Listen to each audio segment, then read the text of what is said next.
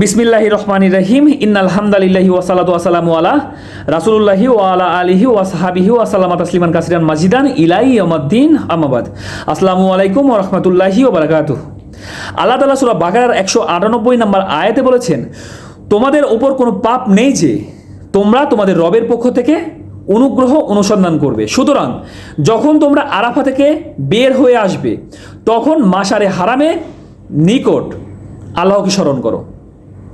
তখন মাশারে হারামের নিকট আল্লাহকে স্মরণ করো এবং তাকে স্মরণ করো যেভাবে তিনি তোমাদেরকে দিক নির্দেশনা দিয়েছেন, যদিও তোমরা এর পূর্বে অবশ্যই পথভ্রষ্টদের অন্তর্ভুক্ত ছিলে।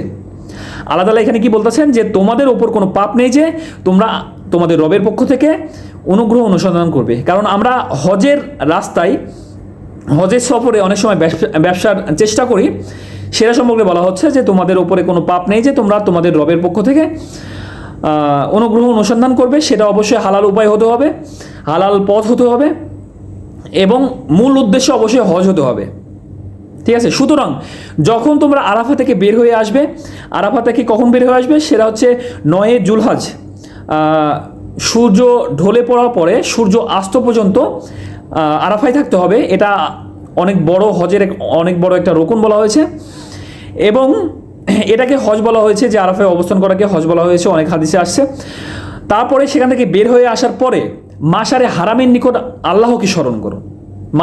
মাশারে হারামে এসে মাগরিবের নামাজ পড়া, সেখানে এক আজানে 2 একামতে মাগরিবের 3 রাকাত এবং এশারের 2 রাকাত কসর আদায় করা এবং সেখানে মাশারে হারামে আল্লাহকে স্মরণ করা।